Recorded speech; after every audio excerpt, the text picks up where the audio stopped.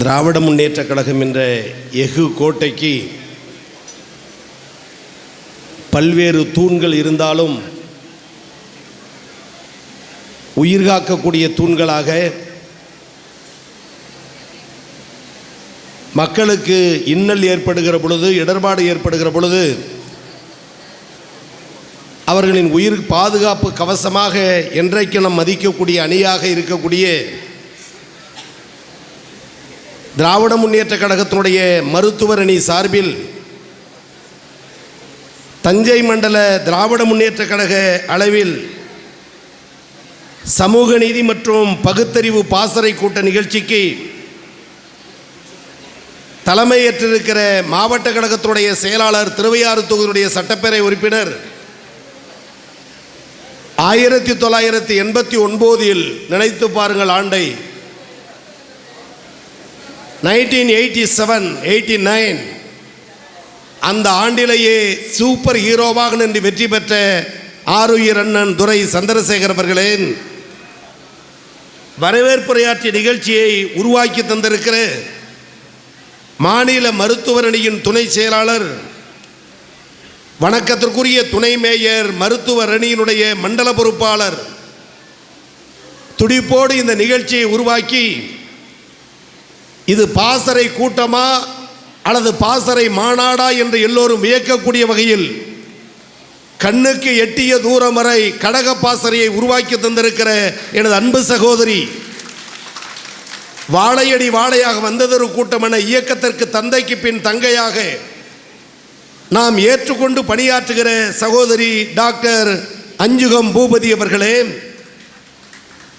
இந்த இனிய விழாவில் கலந்து கொண்டு பேருரையாற்ற வருகை தந்திருக்கிற உங்கள் கண்களெல்லாம் உற்று நோக்குகிற மாமனிதர், அவருடைய தாயாரும் தந்தையும் ஆசையோடு பாசத்தோடு ராசா என்று பெயர் வைத்தார்களோ இல்லையோ, திராவிட இயக்கம் என்றைக்கும் ராசாவாக கொண்டாடுகிற கம்பீர மாமனிதர், அரசியலில் பொது வாழ்வில் இடர்பாடுகள் வரும் போகும், சிறை வாழ்க்கை கூட, ஆனால் ஒட்டுமொத்த சக்தியும், ஒட்டுமொத்த பாசிச சக்தியும், ஒட்டுமொத்த இந்திய அரசியலமைப்பினுடைய நச்சுத்தன்மையும் உச்சநீதிமன்றத்தில் வழக்கு தொடுத்து ஒரு இயக்கத்தை, ஒரு பேர் இயக்கத்தை குற்றவாளி கூண்டில் நிறுத்தி தண்டித்து விடலாம் என்று தீய சக்திகள் எண்ணிய போது அந்த தீய சக்தியை வேரோடு வேறறுத்து, குற்றம் என் மீது சுமத்தப்பட்டாலும் இந்த இயக்கத்தின் தொண்டன் நானே வாதாடுகிறேன், நானே போராடுகிறேன், நான் குற்றமற்றவன் என்பதை நிரூபிக்கிறேன் என்று இந்திய திருநாட்டில் குற்றவாளி கூண்டில் நிறுத்தப்பட்ட அந்த குற்றவாளியே வழக்கறிஞராக வாதாடி அந்த வழக்கிலிருந்து விடுவிக்கப்பட்டார் என்ற புதிய சரித்திரத்தை உருவாக்கிய மாமனிதர் அண்ணல் அம்பேத்கர் என்ன சட்ட புத்தகத்தை எழுதினாரோ அந்த சட்ட புத்தகத்தை முழுமையாக படித்து எந்த ஒரு குற்றவாளியும் தண்டித்து விடக்கூடாது, எந்த ஒரு நிரபராதியும் தண்டிக்கப்படக்கூடாது என்பதற்கு அடையாளமாய் சிறையில் இருந்த பொழுது இயக்கத்தின் மானத்தை காட்டி இன்றைக்கு கொள்கை வீரராக விளங்குகிற கழகத்தினுடைய துணை பொதுச் செயலாளர், மேலாள் அமைச்சர், கழக சொற்பொழிவாளர்களுக்கு சரணாலயம் எங்கள் ஆருயிர் அண்ணன், பாசமிகு அண்ணன் ராஜா எம்பி அவர்களே, இந்த நிகழ்விலே கலந்து கொண்டு உரையாற்றி இருக்கிற பள்ளிக்கல்வித்துறை அமைச்சர், நமது மாவட்டத்தின் பொறுப்பு அமைச்சராக இருந்து 8 தொகுதியிலும் கழகத்தினுடைய வளர்ச்சிக்கு அல்லும் பகலும் அயலாது பாடுபட்ட அமைச்சர், அன்பு தலைவர் தளபதியிடத்திலும் ஆருயிர் அண்ணன் உதயநிதி இடத்திலும் உள்ளங்கவர்ந்த அமைச்சராக இருந்து பணியாற்றி பகுத்தறிவு கூட்டத்தில் உரையாற்றி இருக்கிற எங்கள் ஆருயிர் அண்ணன் பள்ளிக்கல்வித்துறை அமைச்சர் அண்ணன் அன்பில் மகேஷ் பொய்யாமொழி அவர்களே, நிகழ்ச்சியில் கலந்து கொண்டு உரையாற்றி இருக்கிற பாசத்திற்குரிய வளரும் பேச்சாளர் அன்பு தம்பி வியானி விஸ்வா அவர்களே, மூத்த முன்னோடி முன்னாள் அமைச்சர், கழகத்தினுடைய உயர்நிலை செயல்திட்ட குழு உறுப்பினர், முன்னாள் மத்திய நிதியமைச்சர் அவர்களே, நிகழ்ச்சியில் பங்கெடுத்திருக்கிற தஞ்சை நாடாளுமன்ற உறுப்பினர் அண்ணன் முரசொலி அவர்களே, மயிலாடுதுறை தொகுதியுடைய முன்னாள் நாடாளுமன்ற உறுப்பினர் அண்ணன் சேராமலிங்கம் அவர்களே, நிகழ்ச்சியில் பங்கெடுத்து சிறப்பு செய்திருக்கிற தஞ்சை சட்டமன்ற உறுப்பினர் அண்ணன் TKG நீலமேகம் அவர்களே, முன்னாள் சட்டப்பேரவையினுடைய உறுப்பினர்கள் அருமை அண்ணன் வழக்கறிஞர் MR அவர்களே, தலைமை செயற்குழு உறுப்பினர் அண்ணன் செல்வம் அவர்களே, நிகழ்ச்சியில் வீற்றிருக்கிற மாவட்ட ஊராட்சி குழுவினுடைய தலைவர் சகோதரி உஷா அவர்களே,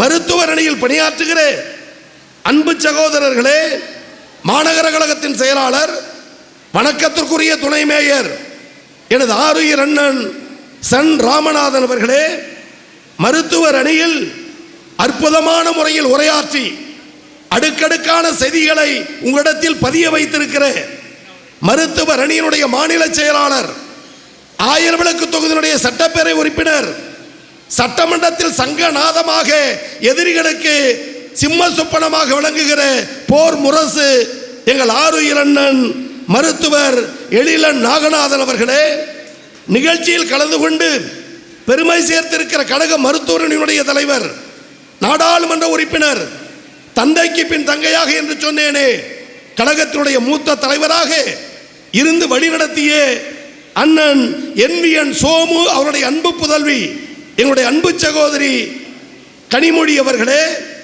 மருத்துவர் அணியில் பணியாற்றுகிற மன்சூர் அலிகான் அவர்களே, திலகபதி ஜெயராஜ் அவர்களே, செண்பக விநாயகம் அவர்களே, திலீப் குமார் அவர்களே, கலை கதிரவன் அவர்களே, அழைப்புதல் இடம்பெற்றிருக்கிற ஏனைய மாவட்ட அளவிலான, பகுதி அளவிலான, மாநகர அளவிலான அனைத்து நிர்வாக பெருமக்களே, அண்ணன் அண்ணா அவர்களே, புண்ணியமூர்த்தி அவர்களே, மணிமாறன் அவர்களே, கனகவல்லி அவர்களே, அக்கரைப்பேட்டை மனோகரன் அவர்களே, நன்றி கூற இருக்கிற வசந்தகுமார் அவர்களே, அரங்கத்தில் குழுமி இருக்கிற ஆண்டோர்களே, சான்றோர்களே, ஜனநாயகத்தின் தூண்களாக நாங்கள் மதிக்கிற பத்திரிகை மற்றும் ஊடகத்துறையை சார்ந்த அன்பு தோழர்களே, உங்கள் அத்துணை பேருக்கும் என்னுடைய மனமார்ந்த நன்றிகளை, வாழ்த்துக்களை, பாராட்டுகளை தெரிவிக்க கடமைப்பட்டிருக்கிறேன்.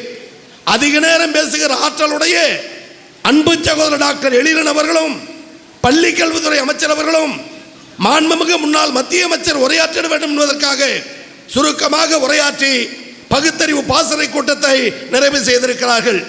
அரங்கம் முழுவதும் கண்டு காக்கிற காட்சி மாண்புமிகு முன்னாள் அமைச்சர், கழக துணை பொதுச் செயலாளர் அண்ணன் ராஜா அவருடைய உரையை இதை நானும் அறிவேன்.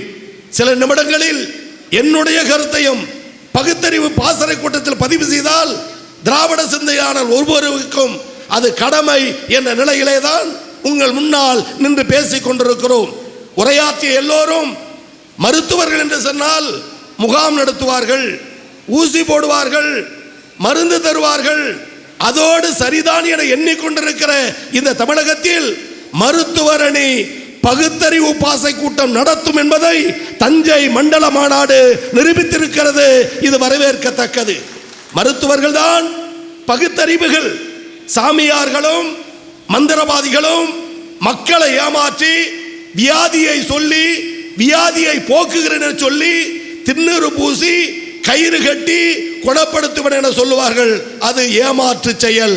நாடி பிடித்து மருந்து கொடுத்து ஊசி போட்டு மருத்துவம் பார்த்து உயிர் காக்கக்கூடியவன் தான் ஆன்மீக வார்த்தையில் சொன்னால் கடவுள், யதார்த்த வார்த்தையில் சொன்னால் மருத்துவர். அந்த கடவுளாக இருக்கிற மருத்துவர்கள் தஞ்சை நகரில் கூடி பகுத்தறிவு பாசறை கூட்டம் நடத்துகிறோம் என்று சொன்னால் இந்த இயக்கம் இன்னும் 1000 ஆண்டுகளுக்கு எடுத்து செல்வதற்கான அடித்தளத்தை மருத்துவர் அணி உருவாக்கி இருக்கிறது. அதை அஞ்சுகம் பூபதி அவர்கள் மிக மிக சிறப்பாக, ஒரு பெண்ணாக இருந்தாலும் சும்மா சொல்லக்கூடாது, ஒரு ஆணை போல் ஓடி ஓடி உழைத்து இந்த மாநாட்டை வெற்றிகரமாக நடத்தி இருக்கிறார். மனமார்ந்த வாழ்த்துக்கள், பாராட்டுக்கள். இங்கே நமது பள்ளிக்கல்வி அமைச்சர் பேசும்போது சொன்னார், பகுத்தறிவு என்பது ஒவ்வொரு மனிதனுக்கும் சுயமரியாதை கற்றுத்தருவது. தந்தை பெரியார், அறிஞர் அண்ணா, அன்பு தலைவர் கலைஞர், ஆருயிர் தலைவர் தளபதி, இளந்தலைவர் அண்ணன் உதயநிதி இந்த படைவரிசையை சாரும். அந்த படைவரிசையில் இன்றைக்கு பிறந்தநாள் விழா கொண்டாடுகிற நம்முடைய இளந்தலைவர், அன்பு தலைவர் அண்ணன் உதயநிதி அவர்கள் திருவண்ணாமலை சென்றார், ஆய்வு பணிகளை மேற்கொண்டார். பல்லாயிரக்கணக்கான மக்கள் சுற்றி வருகிற அந்த கிரிவல சாதையை பார்வையிட்டார். உடனே பத்திரிகைகள் உதயநிதி ஸ்டாலின் கிரிவலம் போகிறார், திருவண்ணாமலை போய்விட்டார், இதுதான் திராவிட மாடலா என்று கிண்டல் செய்தார்கள். பத்திரிகையாளர்கள் கூடி நின்றார்கள். உங்களை கிரிவலம் போவதற்கு வந்திருக்கிறேன் என்று சொல்லுகிறார்களே என்று கேட்டார்கள். அண்ணன் உதயநிதி சொன்னார், நான் வந்திருப்பது கிரிவல பாதைக்கு அல்ல, கிரிவல பாதையை சரி செய்ய வந்திருக்கிறேன், நான் கிரிவலம் வரவில்லை, சரிவலம் செய்ய வந்திருக்கிறேன் என்று நச்சாக பதில் சொன்ன பகுத்தறிவாளர் தலைவர் நம்முடைய தலைவர். அது மட்டுமல்ல, சமீபத்தில் நம்முடைய அண்ணன் சொன்னதை போல எதிர்க்கட்சிகளுடைய கூட்டம் கள ஆய்வு கூட்டம் என்று நடக்கிறது. கள ஆய்வு, அங்கு பேசுகிற பேச்சுகள் எல்லாம் பித்தலாட்ட பேச்சுக்கள். அதில் ஒருவர் திண்டுக்கல் மூத்த தலைவர் சீனிவாசன் பேசும்போது சொல்லுகிறார், 234 தொகுதியிலும் வெற்றி பெற வைத்து மு.க. ஸ்டாலினை மீண்டும் முதலமைச்சராக்க வேண்டும் சொல்லுவது திண்டுக்கல் சீனிவாசன். கலவரம் வருகிறது, அடிதடி. மறுநாள் பத்திரிகையாளர்கள் மதுரையில் கேட்டார்கள், அஇஅதிமுக கள ஆய்வு கூட்டம் நடக்கிறது என்று கேட்டார்கள். அண்ணன் உதயநிதி சொன்னார், அது கள ஆய்வு கூட்டம் அல்ல, கலவர ஆய்வு கூட்டம் என்று தாத்தாவை போல் நச்சு என்று பதில் சொன்ன தலைவர் நம் இளந்தலைவர் அண்ணன் உதயநிதி அவர்கள். இதை எதற்காக குறிப்பிட்டு சொல்லுகிறோம் என்று சொன்னால், பகுத்தறிவும் சுயமரியாதையும் திராவிட முன்னேற்ற கழகத்தின் சொத்து. சனாதனம் ஒழிக்கப்பட வேண்டும், வேறறுக்கப்பட வேண்டும், மாறுபட்ட கருத்தல்ல, அதில் பின்வாங்க மாட்டேன் என்று உறுதியாக இருக்கிற தலைவர் நம்முடைய தலைவர். இந்நிலையில் நாடாளுமன்ற தேர்தல் 40க்கு 40 வென்றோம். 40க்கு 40 வென்ற போது எல்லோரும் எதிர்பார்த்தார்கள் 5 இடம் 6 இடம். ஜாதி பிரச்சனையை சொல்லி தருமபுரி, மத பிரச்சனையை சொல்லி கோயம்புத்தூர் அகன்று விடுமோ விலகி விடுமோ என்று அச்சப்பட்டோம். ஆனால் கடைசி வரை காத்திருந்து தமிழ்நாடு எதிர்பார்த்த வெற்றி தருமபுரி பாராளுமன்ற தேர்தலில் திமுக வெற்றி. ஜாதிக்கு இடமில்லை, மதத்திற்கு இடமில்லை, கோயம்புத்தூர் வெற்றி. 40க்கு 40 வென்றோம்.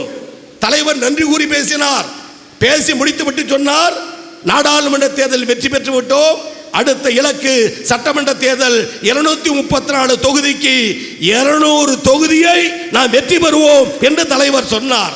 முதல்வர் சொன்னார், இன்றைக்கு இருக்கிற எழுச்சி, நீங்கள் காட்டுகிற உற்சாகம், பொதுமக்கள் தருகிற ஆதரவு, மக்கள் மத்தியில் ஏற்பட்டிருக்கிற மாற்றம் அறுதியிட்டு சொல்ல வேண்டும் எனால் 234 தொகுதிக்கு 200 என்பதையும் மாற்றி 234ஐயும் மக்கள் பரிசாக தர காத்திருக்கிறார்கள். அதுதான் யதார்த்த சூழல். இங்கே உரையாற்றிய நம்முடைய அன்பு தோழர்கள் எல்லோரும் திராவிடத்தை பற்றியும் தமிழ் தேசியத்தை பற்றியும் 2 பாதையில் பார்க்கிறார்கள். ஒரு கையில் அம்பேத்கர், ஒரு கையில் பகவத்கீதை, நியாயமா என்று குழப்புவர்களுடைய மனநிலையை படம்பிடித்து காட்டினார்கள். ஒரு செய்திக்காக சொல்கிறேன், திராவிடம் என்ற வார்த்தை கசக்கிறது என்று சொன்னவர்களை எல்லாம் தோற்கடித்த பூமி இது தமிழ் பூமி. திராவிடம் தான் வாழ வைக்கும், திராவிட சித்தாந்தம் தான் நாட்டில் வெற்றி பெறும், பெரியார் கொள்கைதான் காலத்திற்கு காலம் வெல்லும் என்பதற்கு அடிப்படையாக பல ஆதாரங்களை சொல்லலாம். இறுதி செய்தி, அன்பு தலைவர் கலைஞர் கோபாலபுரத்தில் இருக்கிறார். விடியற் காலை 5 மணி, 7 மணி, 9 மணி, 10 மணிக்கு தலைவர் முரசொலி அலுவலகம் செல்ல வேண்டும். 9 மணி அளவில் இந்து முன்னணி தலைவர் நெத்தியிலே பட்டை, கழுத்திலே கொட்டை, இடுப்பிலே காவி வேட்டி, இந்த அடையாளத்தோடு இருக்கிற இந்து முன்னணி தலைவர் ரோமகோபாலன் கோபாலன் வருகிறார். ராமகோபாலன் பத்திரிகை செய்தி வருகிறது, பரபரப்பு. கலைஞர் வீட்டில் கோபாலபுரத்தில் ராமகோபாலனா 9 மணிக்கா? எதற்கு வருகிறார்? போராட்டமோ, ஆர்ப்பாட்டமோ, முற்றுகை போராட்டமோ என்னவென்று புரியவில்லையே, ஒரே குழப்பம். பத்திரிகையாளர்கள் நிருபர்கள் ஓடோடி வருகிறார்கள். மணி 9:30, பெருங்கூட்டம் கூடி வருகிறது. செய்தி அறிந்து ராமகோபாலனை கலைஞர் மேலே அழைக்கிறார். ராமகோபாலன் மேலே போனார். வாருங்கள் என்றார், வந்தார். உட்காருங்கள் என்றார், உட்கார்ந்தார். உட்கார்ந்த அடுத்த வினாடி பத்திரிகையாளர்கள் வீடியோ எடுக்கிறார்கள், பத்திரிகையாளர்கள் புகைப்படம் எடுக்கிறார்கள். வந்த ராமகோபாலன் கையில் இருந்த ஒரு புத்தகத்தை கலைஞரிடம் தந்தான். தந்த புத்தகத்தின் தலைப்பு பகவத்கீதை. ராமகோபாலன் அல்லவா? புத்தகத்தின் தலைப்பு பகவத்கீதை. அந்த புத்தகத்தை வாங்கி பக்கத்தில் வைத்துவிட்டு வலப்பக்கத்தில் இருக்க ஒரு புத்தகத்தை எடுத்து அன்பு தலைவர் கலைஞர் ராமகோபாலனிடம் தந்தார். அந்த புத்தகத்தின் தலைப்பு ஆசிரியர் வீரமணி எழுதிய கீதையின் மறுபக்கம். எப்பேற்பட்ட மூத்த தலைவரை தலைவராக கொண்ட இந்த பேர் இயக்கம் எதிரிகளை பந்தாடாமல் வேறு என்ன செய்யும்? எனவே மருத்துவரணி மாநாட்டில் முடிவெடுப்போம், களம் அமைப்போம், வெற்றி பெறுவோம். 234 வெற்றி பெறுவோம். 7வது முறையும் திமுக ஆட்சி, 2வது முறை மீண்டும் முதல்வர் மு.க. ஸ்டாலின் என்ற சரித்திரத்தை உருவாக்குவோம் என சொல்லி, அதற்கு இந்த கூட்டம் பயன்படட்டும் என சொல்லி துணை பொதுச் செயலாளரை வருக வருக வருக என்று பலத்த கரவொலியோடு உங்களின் சார்பாக நானும் வரவேற்று விடைபெறுகிறேன். நன்றி, வணக்கம்.